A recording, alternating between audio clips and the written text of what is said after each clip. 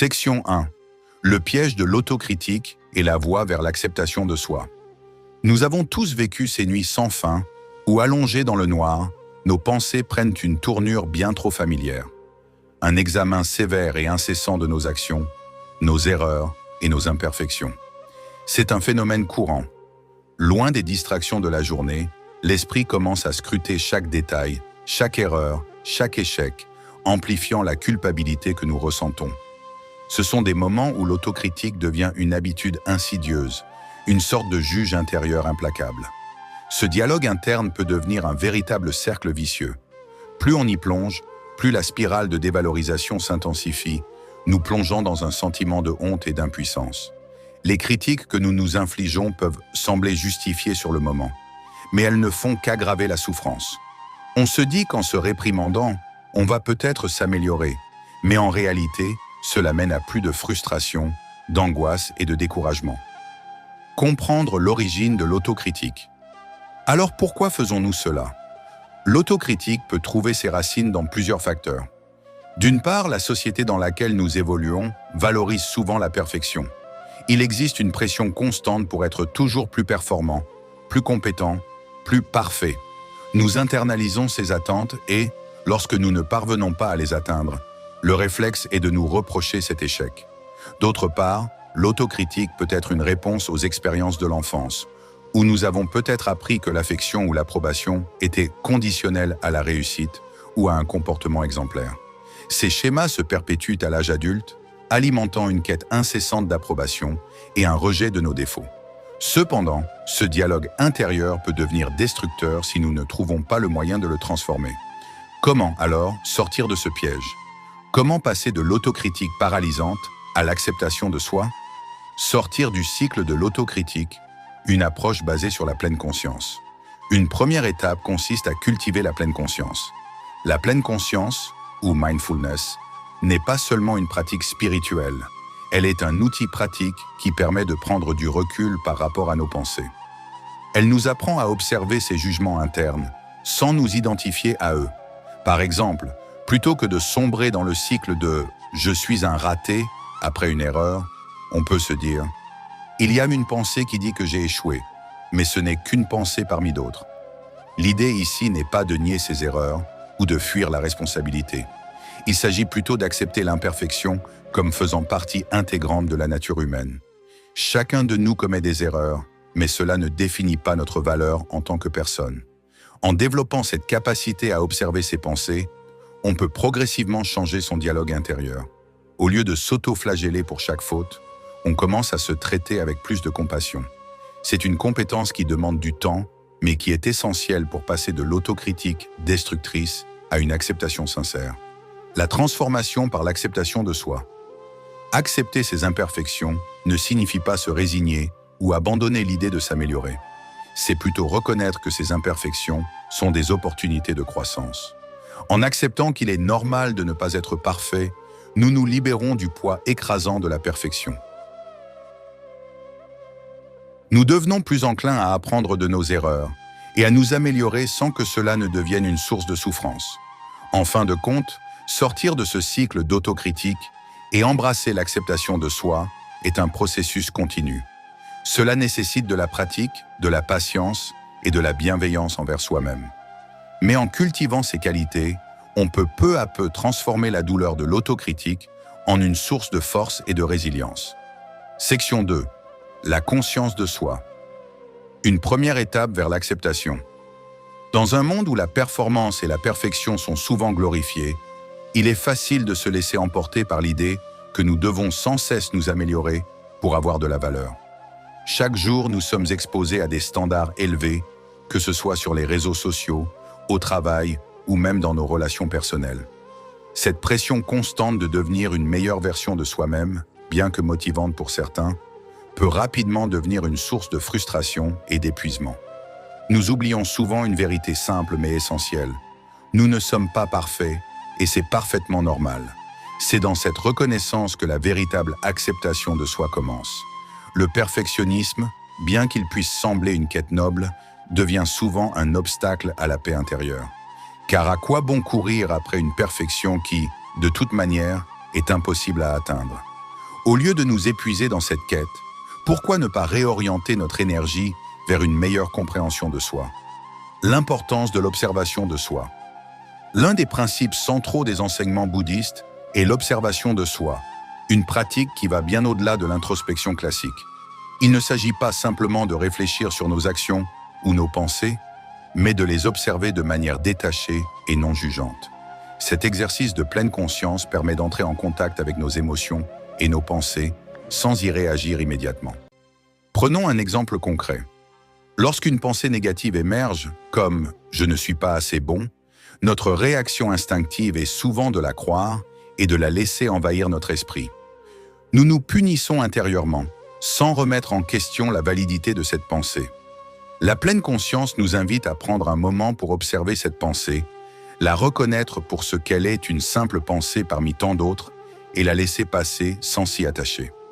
En faisant cela, nous créons un espace entre nous et nos jugements internes. Nous commençons à comprendre que nos pensées ne nous définissent pas nécessairement. Elles ne sont que des fragments d'une réalité plus vaste. Cette capacité à observer, plutôt qu'à réagir, est un premier pas essentiel vers l'acceptation de soi. La conscience de soi comme outil de libération. Se rendre compte que nous ne sommes pas nos pensées est une découverte profondément libératrice. Trop souvent, nous nous identifions à nos erreurs, nos échecs, ou même à nos réussites, comme s'ils définissaient qui nous sommes en essence. Mais en réalité, l'être humain est bien plus que ses actions ou ses pensées. Nous sommes un mélange complexe d'émotions, de souvenirs, de perceptions et de désirs. Et c'est cette complexité qui fait notre richesse. L'observation de soi nous permet également de reconnaître les mécanismes cachés de notre esprit. Par exemple, vous pourriez remarquer que certaines critiques internes sont des échos de critiques que vous avez reçues dans votre enfance, ou qu'elles reflètent des attentes irréalistes que vous avez absorbées au fil du temps. Prendre conscience de cela ne résout pas immédiatement le problème, mais c'est une étape essentielle pour briser ces schémas destructeurs. L'acceptation par la compréhension. Une fois que nous commençons à mieux nous connaître à travers cette observation bienveillante, l'étape suivante est l'acceptation. Il est crucial de comprendre que l'acceptation de soi ne signifie pas de se complaire dans ses défauts ou de cesser de vouloir s'améliorer. Au contraire, c'est un processus actif qui consiste à reconnaître nos limites tout en gardant un esprit ouvert à la croissance. Dans les enseignements bouddhistes, l'acceptation n'est jamais synonyme de passivité. Elle représente plutôt une compréhension profonde et sage de notre propre nature, de nos forces et de nos faiblesses. Lorsque nous acceptons nos imperfections, nous cessons de nous juger aussi durement. Nous réalisons que la quête d'une perfection sans faille est vaine et que la véritable sagesse réside dans notre capacité à apprendre de nos expériences, bonnes ou mauvaises. S'accueillir tel que l'on est. Accepter son humanité, c'est aussi s'accueillir dans toute sa complexité. C'est accepter que nous aurons des jours où nous serons productifs et performants, et d'autres où nous serons fatigués ou désorientés. La conscience de soi, telle qu'enseignée dans le bouddhisme, nous aide à comprendre que ces fluctuations sont naturelles. Rien n'est permanent, ni nos succès, ni nos échecs, et ce flux constant est ce qui définit la condition humaine. Apprendre à s'observer sans jugement, c'est apprendre à faire la paix avec soi-même. Nous réalisons que nous n'avons pas besoin de nous battre en permanence contre nos imperfections, mais plutôt de les comprendre, de les accepter et de travailler avec elles pour grandir. La conscience de soi devient ainsi un outil puissant pour avancer sur le chemin de l'acceptation et de la compassion envers soi-même. Section 3. La pleine conscience. Un outil puissant pour se libérer du jugement. La pleine conscience, ou mindfulness, est une pratique qui a gagné en popularité dans notre société moderne, souvent en raison de son effet apaisant sur le stress et l'anxiété. Cependant, ses racines plongent profondément dans les enseignements bouddhistes, où elle est bien plus qu'une simple technique de relaxation. La pleine conscience est une manière d'être, une façon d'appréhender la vie dans l'instant présent, sans jugement, sans regret pour le passé, ni crainte du futur. C'est cette qualité de présence à soi qui peut transformer notre relation à nous-mêmes, en particulier lorsque nous faisons face à l'autocritique et au jugement personnel. Dans un monde où tout semble aller à 1000 à l'heure, où l'on est constamment poussé à faire mieux, être plus performant, plus efficace, la pleine conscience offre un contrepoids essentiel. Elle nous permet de ralentir, de respirer et de revenir à l'essentiel, l'instant présent. Mais comment la pleine conscience peut-elle nous aider à nous libérer du jugement et à cultiver l'autocompassion? Observer ses pensées sans s'y attacher. Lorsque nous sommes pris dans des cycles de jugement, la première étape pour s'en libérer est d'apprendre à observer nos pensées. C'est ici que la pleine conscience entre en jeu. Plutôt que de réagir instantanément à chaque pensée critique qui traverse notre esprit, la pleine conscience nous enseigne à les accueillir avec une distance bienveillante. Imaginez vos pensées comme des nuages dans le ciel. Certains nuages sont sombres et lourds, d'autres sont légers et inoffensifs, mais tous passent inévitablement. De la même manière, nos pensées, qu'elles soient négatives ou positives, ne sont pas permanentes. Elles ne font que passer. Prenons un exemple simple. Vous avez commis une erreur au travail et immédiatement, une vague de pensées critiques surgit. Comment ai-je pu être aussi stupide? Je ne suis pas à la hauteur. Ils vont sûrement s'en rendre compte et je perdrai mon emploi. Si vous ne faites pas attention, ces pensées peuvent rapidement vous submerger et nourrir un sentiment profond de culpabilité ou d'inadéquation. Avec la pleine conscience, au lieu de réagir automatiquement à ces pensées, vous apprenez à les observer sans vous y attacher. Vous remarquez que cette pensée de « je suis stupide » est simplement cela, une pensée. Elle n'est ni la vérité ultime, ni une réalité immuable. En prenant un moment pour respirer et vous recentrer, vous pouvez créer un espace entre vous et cette pensée. Dans cet espace, vous réalisez que vous n'êtes pas cette erreur. L'erreur est un événement passé, et ce qui compte vraiment, c'est la manière dont vous décidez de réagir maintenant, dans le présent. Le pouvoir du moment présent. La pratique de la pleine conscience repose sur une idée fondamentale. Le seul moment où nous avons un réel contrôle est l'instant présent. Trop souvent, nous nous perdons dans des pensées concernant des événements passés ou des préoccupations pour l'avenir.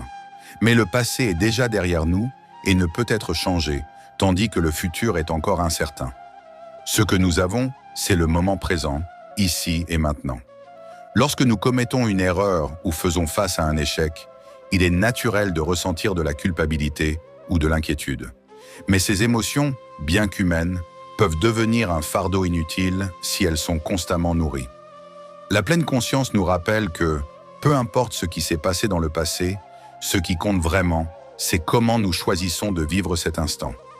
En revenant à l'instant présent, nous pouvons relâcher les regrets et nous concentrer sur ce qui peut être fait maintenant.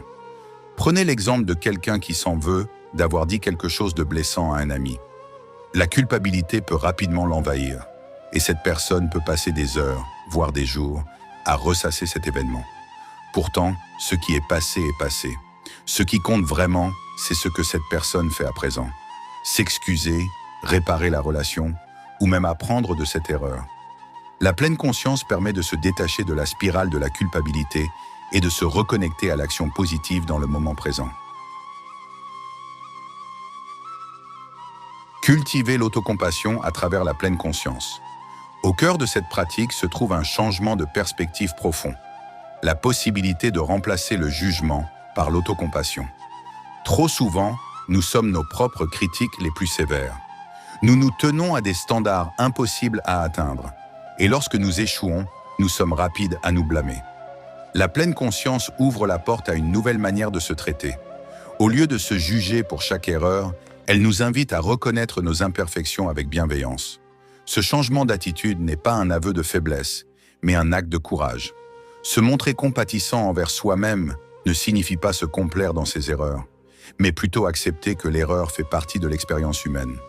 En cultivant cette autocompassion, nous nous libérons du poids du jugement et nous créons un espace où la guérison et la croissance sont possibles. Une perspective allégée et apaisée. En définitive, la pleine conscience nous offre un moyen puissant de changer notre relation avec nos pensées critiques. Elle nous aide à prendre du recul, à observer nos jugements sans nous y attacher et à revenir à l'instant présent avec une attitude plus bienveillante envers nous-mêmes. Ce changement de perspective allège le fardeau de la culpabilité et nous permet d'aborder la vie avec plus de paix et de sérénité. Section 4. L'amour de soi comme une forme de sagesse intérieure. L'amour de soi est un concept souvent mal compris. Dans notre société moderne, il est souvent confondu avec l'égoïsme, l'arrogance ou encore une quête de perfection. On peut imaginer que s'aimer soi-même signifie se mettre en avant au détriment des autres, ou chercher à devenir une version idéalisée de soi-même, dépourvue de défauts et d'erreurs. Pourtant, l'amour de soi, tel qu'il est perçu dans la sagesse bouddhiste, est bien plus profond.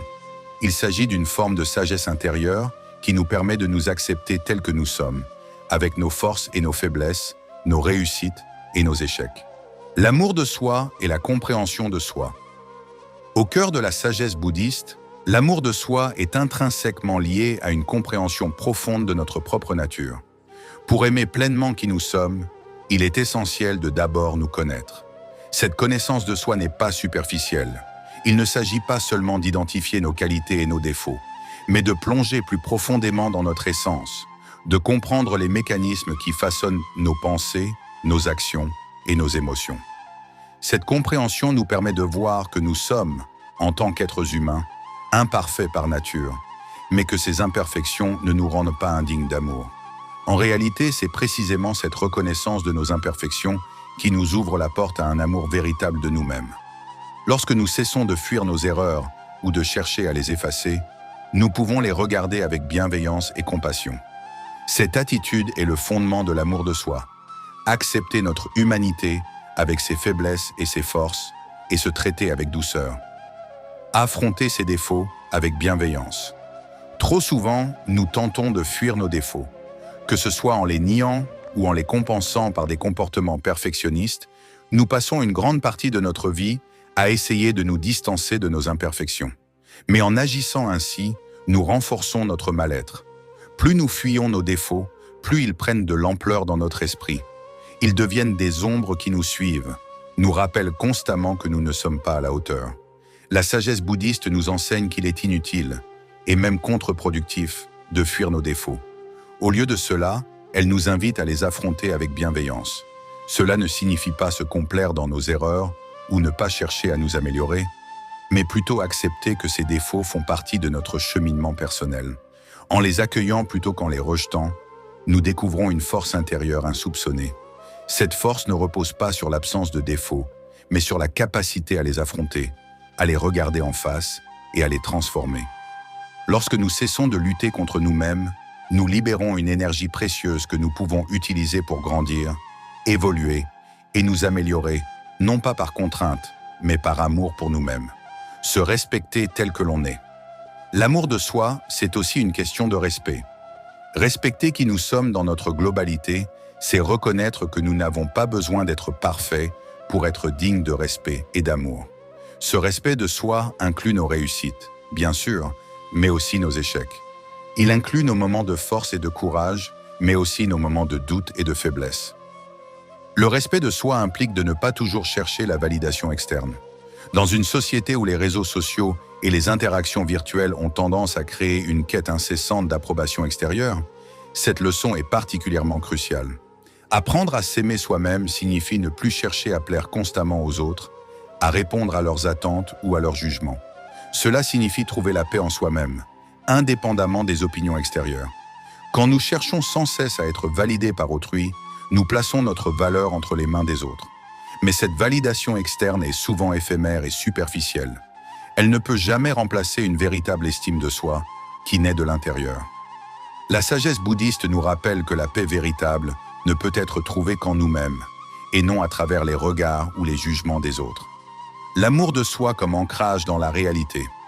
L'amour de soi, lorsqu'il est fondé sur une compréhension profonde de soi, devient un puissant ancrage dans la réalité. Il nous permet de rester connectés à qui nous sommes réellement, plutôt que de courir après des versions idéalisées de nous-mêmes. Cette acceptation de la réalité de notre être nous aide à ne plus chercher à fuir nos défauts ou à dissimuler nos erreurs. Au contraire, nous les embrassons, car elles font partie de notre humanité et de notre parcours. Cette sagesse intérieure nous permet de nous libérer des illusions de perfection et de trouver la paix dans l'authenticité. En cultivant cet amour de soi, nous découvrons que notre force intérieure ne repose pas sur la perfection, mais sur notre capacité à affronter la réalité telle qu'elle est, avec bienveillance et compassion. Conclusion. L'amour de soi, un chemin vers la paix intérieure. Ainsi, l'amour de soi n'est pas un luxe ou un acte égoïste, mais une nécessité pour vivre une vie épanouie et paisible. En apprenant à nous aimer avec nos forces et nos faiblesses, nous découvrons une paix intérieure durable. Cette paix ne dépend pas des circonstances extérieures, mais provient de notre propre sagesse intérieure, qui nous permet d'accepter la réalité de notre être, de nos erreurs et de notre potentiel infini. Section 5. Équilibrer le succès et l'échec. Une leçon de résilience. Dans notre société moderne, le succès est souvent vu comme la mesure ultime de la valeur d'une personne, tandis que l'échec est perçu comme une faiblesse ou une incapacité. Nous sommes conditionnés, dès notre plus jeune âge, à chercher à atteindre des objectifs, à réussir, à exceller, et souvent à associer notre estime de nous-mêmes à ces accomplissements. Pourtant, cette vision du monde, binaire et absolue, peut nous enfermer dans des cycles d'euphorie et de désespoir. Lorsque nous réussissons, nous nous sentons invincibles, mais lorsque nous échouons, notre monde s'écroule. Comment alors trouver l'équilibre nécessaire pour vivre pleinement, sans être soumis à ces fluctuations incessantes? Le succès et l'échec ne définissent pas notre valeur. La sagesse bouddhiste offre une perspective radicalement différente sur la manière dont nous devrions aborder le succès et l'échec. Dans cette tradition, la valeur d'une personne ne dépend ni de ses réussites, ni de ses échecs. Ces deux expériences, bien qu'importantes, sont simplement des étapes sur le chemin de la vie. Elles ne définissent pas qui nous sommes fondamentalement. Que nous réussissions ou que nous échouions, nous restons des êtres en constante évolution, capables d'apprendre, de grandir et de nous adapter. Il est essentiel de comprendre que le succès, bien qu'agréable, est éphémère. Tout comme les vagues montent et descendent, nos réussites sont passagères. Les reconnaître et les célébrer est important, mais s'y attacher excessivement peut créer un déséquilibre émotionnel. En effet, lorsque nous faisons de nos succès la source de notre estime de soi, nous devenons dépendants de l'accomplissement. Et dès que l'inévitable échec survient, nous risquons de nous sentir profondément dévalorisés. À l'inverse, l'échec n'est pas une fin en soi. Il fait partie intégrante de l'expérience humaine et constitue souvent une source de croissance et d'apprentissage. L'échec, tout comme le succès, est temporaire. L'essentiel est de comprendre qu'il n'est qu'un passage, une étape qui nous offre l'opportunité de nous renforcer et de mieux nous comprendre. En apprenant à détacher notre estime de nous-mêmes de ces événements extérieurs, nous cultivons une forme de résilience intérieure qui nous permet de rester stables, peu importe les circonstances. Apprendre à ne pas se complaire dans le succès. L'un des aspects les plus subtils mais essentiels de la sagesse bouddhiste est la notion d'impermanence. Tout dans la vie est transitoire. Ainsi, même nos plus grands succès sont destinés à disparaître. Cela ne signifie pas que nous ne devrions pas en être fiers ou les célébrer, mais simplement que nous devons reconnaître leur nature éphémère. Se complaire dans le succès, c'est s'attacher à une image temporaire de soi, une image qui, lorsqu'elle disparaît, peut laisser un vide profond. Prenons l'exemple de quelqu'un qui a atteint un sommet dans sa carrière professionnelle. Ce succès, bien que gratifiant, peut aussi créer une pression immense pour maintenir ce niveau de performance. Si cette personne s'identifie uniquement à ce succès, elle risque de se sentir angoissée à l'idée de perdre ce statut. Pourtant, ce que la sagesse bouddhiste nous enseigne, c'est que ce succès ne définit pas entièrement qui nous sommes. Il est le résultat d'un travail acharné, de circonstances favorables et parfois même de chance. S'y attacher serait un piège, car tôt ou tard, ce succès sera remplacé par autre chose, que ce soit un nouvel objectif ou, dans certains cas, un échec. Accueillir l'échec avec bienveillance. Dans la même veine, il est crucial d'apprendre à ne pas se condamner pour ces échecs. Nous avons tous échoué à un moment donné de notre vie. Que ce soit dans notre vie personnelle, professionnelle ou même spirituelle, l'échec est une expérience universelle. Ce qui importe, ce n'est pas l'échec en lui-même, mais la manière dont nous y réagissons. La sagesse bouddhiste nous invite à accueillir l'échec avec bienveillance. Plutôt que de nous juger ou de nous accabler, nous pouvons considérer l'échec comme une opportunité d'apprentissage. Chaque erreur contient en elle un potentiel de croissance. En acceptant nos échecs sans jugement, nous créons un espace pour l'amélioration et la transformation. Cette attitude nous permet de rester ouverts, flexibles et prêts à évoluer, plutôt que de nous enfermer dans une spirale de culpabilité et de regret. L'échec nous enseigne également l'humilité. En reconnaissant que nous ne pouvons pas toujours réussir, que nous avons des limites et des faiblesses, nous développons une forme de résilience émotionnelle. Cette résilience nous aide à rebondir après les revers, à accepter les défis de la vie avec plus de sérénité et à continuer d'avancer malgré les obstacles. La résilience.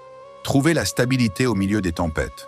La résilience, cette capacité à se relever après une chute, est au cœur de la sagesse bouddhiste. Elle ne repose pas sur une volonté de faire ou un refus d'admettre la souffrance, mais sur une compréhension profonde de l'impermanence de toute chose. En cultivant cette compréhension, nous apprenons à voir les hauts et les bas de la vie, non pas comme des menaces, mais comme des opportunités d'apprendre et de grandir.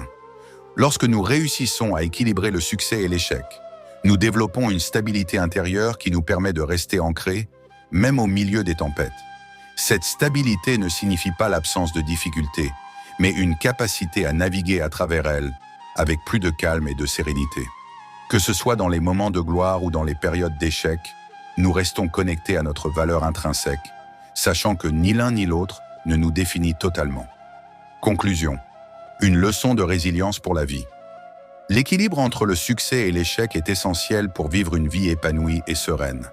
En apprenant à ne pas nous complaire dans nos réussites, mais aussi à ne pas nous condamner pour nos échecs, nous cultivons une résilience intérieure qui nous permet de faire face aux aléas de la vie. Cette leçon, ancrée dans la sagesse bouddhiste, nous enseigne que la vie est faite de cycles et que chacun de ces cycles contribue à notre évolution personnelle. Section 6. La compassion envers soi-même, l'art de s'accepter pleinement. Dans nos interactions quotidiennes, la compassion est souvent une vertu que nous réservons aux autres. Nous sommes prêts à écouter, à soutenir et à offrir de la gentillesse à ceux qui en ont besoin. Mais lorsque vient le moment de nous accorder cette même bienveillance, nous nous montrons fréquemment plus durs, plus critiques et moins indulgents. Pourtant, la compassion envers soi-même est une composante essentielle du bien-être intérieur. Elle représente non seulement l'acceptation de nos erreurs et imperfections, mais aussi la capacité de nous aimer malgré elles. Pourquoi avons-nous tant de mal à nous traiter avec compassion ? L'une des raisons principales pour lesquelles il nous est difficile de faire preuve de compassion envers nous-mêmes réside dans notre société qui valorise la perfection et l'accomplissement. Dès notre enfance, nous sommes encouragés à réussir, à être meilleurs que les autres, à éviter l'échec à tout prix. Ce conditionnement renforce une mentalité qui associe notre valeur personnelle à nos performances, à notre capacité à éviter les erreurs ou les imperfections. Lorsque nous échouons à répondre à ces attentes, la réaction immédiate est souvent de se juger durement, voire de se punir intérieurement pour ses prétendus manquements. Ce jugement sévère découle souvent de la peur de ne pas être assez bon, de ne pas mériter l'amour ou le respect, de ne pas être à la hauteur des normes que nous nous imposons. Pourtant, cette approche rigide et punitive envers nous-mêmes ne fait que renforcer le sentiment de détresse et de dévalorisation. Au lieu de nous aider à nous améliorer, elle alimente un cycle de négativité qui nous maintient enfermés dans la culpabilité et la honte. L'approche bouddhiste, faire preuve de compassion envers soi-même. La sagesse bouddhiste propose une alternative radicale à ce cycle de jugement et de culpabilité. Elle nous invite à nous traiter avec la même compassion que nous offrons aux autres, en reconnaissant que nous sommes, comme tout être humain, imparfaits et en constante évolution. Cette pratique de la compassion envers soi-même repose sur la reconnaissance de notre nature humaine commune. Tout le monde fait des erreurs, tout le monde éprouve des doutes, tout le monde traverse des moments de faiblesse. Lorsque nous nous permettons d'adopter cette vision plus bienveillante de nous-mêmes, nous commençons à comprendre que nos erreurs ne sont pas des signes d'échec, mais des opportunités d'apprentissage et de croissance. Loin d'être des défauts à cacher ou à fuir, elles sont des points de départ pour un travail de transformation intérieure. Un élément clé de cette compassion est la capacité à accueillir nos souffrances et nos défauts sans les juger. Plutôt que de les percevoir comme des fardeaux à porter, nous pouvons les voir comme des aspects de notre humanité qui méritent d'être accueillis avec amour et compréhension. Par exemple, si nous traversons une période de stress intense, au lieu de nous reprocher de ne pas être à la hauteur, nous pouvons nous offrir un espace pour respirer, pour reconnaître la difficulté de la situation et pour accepter que nous faisons de notre mieux avec les moyens dont nous disposons. Se libérer des attentes irréalistes. Une autre facette de la compassion envers soi-même est la libération des attentes irréalistes que nous nous imposons. Nous avons souvent une image idéalisée de ce que nous devrions être. Toujours performant, toujours positif, toujours en contrôle. Cependant, cette image n'est pas seulement impossible à atteindre, elle est également source d'une grande souffrance. En essayant de correspondre à cette version idéalisée de nous-mêmes, nous ignorons notre nature humaine authentique, avec ses hauts et ses bas, ses forces et ses faiblesses. Apprendre à être compatissant envers soi-même implique de renoncer à cette quête de perfection. Il s'agit de reconnaître que nos faiblesses, loin d'être des défauts honteux, sont des éléments essentiels de notre humanité. Elles nous rappellent que nous sommes des êtres en constante évolution, toujours en apprentissage. En abandonnant ces attentes irréalistes, nous nous libérons du poids de la culpabilité et de l'autocritique, et nous ouvrons la voie à une guérison profonde qui vient de l'intérieur. Regardez nos douleurs avec amour et sagesse. Une des étapes les plus puissantes de la compassion envers soi-même consiste à regarder nos douleurs, non pas comme des ennemis à combattre, mais comme des parties de nous-mêmes à accueillir avec amour et sagesse. Cela peut sembler contre-intuitif. Pourquoi devrions-nous aimer nos souffrances? Pourtant, c'est précisément en leur offrant cette attention bienveillante que nous pouvons commencer à guérir. Lorsque nous fuyons nos douleurs, que ce soit en les ignorant ou en les jugeant, nous les laissons s'installer et s'amplifier en nous. En revanche, lorsque nous les accueillons avec compassion, nous leur donnons la permission de s'exprimer, de se révéler et finalement de se transformer. Ce processus, bien que parfois inconfortable, est profondément libérateur. Il nous permet de sortir du cycle de la lutte et de la résistance pour entrer dans une relation plus apaisée avec nous-mêmes. La guérison de l'intérieur. En fin de compte, la compassion envers soi-même est un chemin vers la guérison intérieure. Elle nous apprend à nous traiter avec douceur et respect, à accueillir toutes les parties de nous-mêmes, même celles que nous avons longtemps rejetées. Ce processus de réconciliation avec nous-mêmes est profondément transformateur. Il nous permet de vivre de manière plus authentique, sans masque ni façade, et d'accueillir la vie avec une ouverture et une sérénité nouvelle. En nous accordant cette compassion, nous nous libérons du besoin constant de validation extérieure. Nous réalisons que nous sommes déjà suffisants, que nous méritons l'amour et la compréhension, non pas parce que nous sommes parfaits, mais précisément parce que nous sommes humains. Et c'est dans cette acceptation de notre humanité que nous trouvons la véritable paix intérieure. Section 7. L'espoir. Une lumière au milieu de l'obscurité. L'espoir est souvent mal compris comme une simple attente d'un avenir idéal ou la croyance en un changement miraculeux. Cependant, dans la perspective bouddhiste, l'espoir est beaucoup plus concret et profond. Il ne s'agit pas de rêver à un futur parfait, mais de cultiver une foi en notre capacité à évoluer, à transformer notre présent et à faire face aux défis avec une attitude positive. Cet espoir est une lumière intérieure qui nous guide même dans les moments les plus obscurs. L'espoir comme une foi dans notre potentiel. Contrairement à une vision naïve du futur où tout serait résolu par magie, l'espoir bouddhiste repose sur une foi réaliste dans notre potentiel actuel. Il s'agit de croire que, malgré les difficultés que nous rencontrons, nous avons en nous la capacité de changer et de croître. Cette forme d'espoir est fondée sur la reconnaissance de notre nature profonde, qui aspire à la paix, à la sagesse et à l'épanouissement. Lorsque nous comprenons que chaque obstacle peut devenir une opportunité d'apprentissage et de développement, nous commençons à voir les défis non pas comme des impasses, mais comme des étapes dans notre cheminement personnel. Cette vision transforme notre rapport aux difficultés. Elles ne sont plus des événements à éviter ou à craindre, mais des occasions pour exercer notre résilience et notre capacité d'adaptation. L'acceptation du moment présent comme fondement de l'espoir. L'espoir bouddhiste est également profondément lié à l'acceptation du moment présent. Plutôt que de vivre dans un état de stress constant à propos de ce que l'avenir pourrait apporter, nous apprenons à nous ancrer dans l'ici et maintenant. Cette acceptation ne signifie pas que nous renonçons à nos objectifs ou à notre désir de progrès, mais qu'elle nous permet de voir notre situation actuelle avec une perspective équilibrée. En acceptant le moment présent tel qu'il est, nous nous donnons la possibilité de voir clairement les opportunités qui se présentent à nous. Nous cessons de nous battre contre ce qui est et nous commençons à travailler avec ce que nous avons. Cette approche favorise un état d'esprit plus ouvert et plus serein, où nous pouvons envisager les défis comme des occasions d'apprentissage plutôt que comme des menaces à notre bien-être. La lumière de l'espoir dans les moments sombres, dans les moments de crise ou de détresse, il est facile de perdre de vue notre potentiel et de se laisser submerger par la négativité. L'espoir, dans ces moments-là, joue le rôle de guide intérieur. C'est comme une lumière qui illumine le chemin même lorsque tout semble sombre. Cette lumière n'est pas une solution miracle à nos problèmes, mais une source de motivation et de clarté. Elle nous aide à garder la foi en notre capacité à surmonter les obstacles et à transformer notre vie, même lorsque nous ne voyons pas immédiatement le chemin à suivre. Reconnaître que nous avons en nous la capacité de changer, même dans les moments les plus difficiles, nous permet de maintenir une perspective optimiste. Cette croyance en notre potentiel est une force puissante qui nous pousse à continuer, à essayer, à persévérer malgré les défis. Elle nous rappelle que nous avons déjà fait preuve de courage et de résilience par le passé et que nous pouvons encore le faire. La nature innée de l'épanouissement. Au cœur de cette forme d'espoir se trouve la reconnaissance de notre nature innée qui aspire à l'épanouissement et à la paix.